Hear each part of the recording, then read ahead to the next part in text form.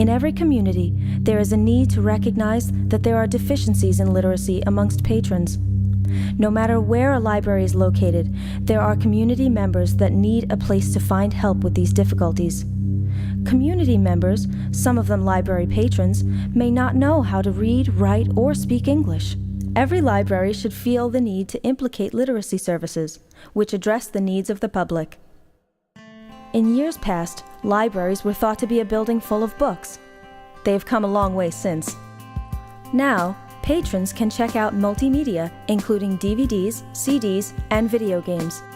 While most libraries offer music, health, and culinary programs, not all host literacy services. For more than a century, libraries have been providing equal access to information of all kinds.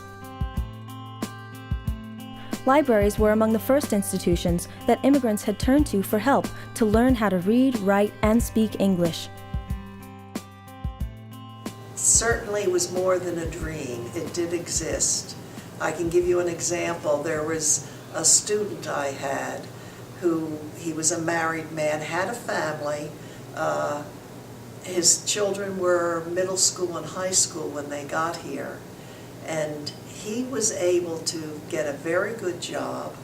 He bought a house, which he never thought he would ever get, and his children did very well in school, learned English quickly. They were honor roll people, and several of them ended up at Stony Brook University. It was a dream come true. Some of the most heartwarming stories that I know and that I've experienced working in a library have come through our literacy program. It's important that we're here to lend videos, it's important that we're here to lend books, it's important that we're here to have story time for children. But when we change lives, when we actually have an opportunity to change somebody's life, I see that 9 out of 10 times through our literacy program, that is the strongest role that we have today, when we teach someone to read. And that could be an American citizen that's gone through our educational system that just didn't learn how to read and they were passed through the grades anyway and they graduated, but they can't read the newspaper, they can't fill out a job application, they can't communicate with their teacher, their student's teacher, their child's teacher. Or it can be someone who's an ESL student. And we do not differentiate between the two of them. But when you see an adult learn how to read and communicate, it is amazing. It is an amazing success that we have.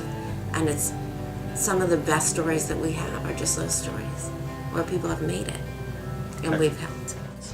It still exists, it's just there's so many steps to get to it. One of the goals of this presentation is to educate and inform people of the need for literacy programs.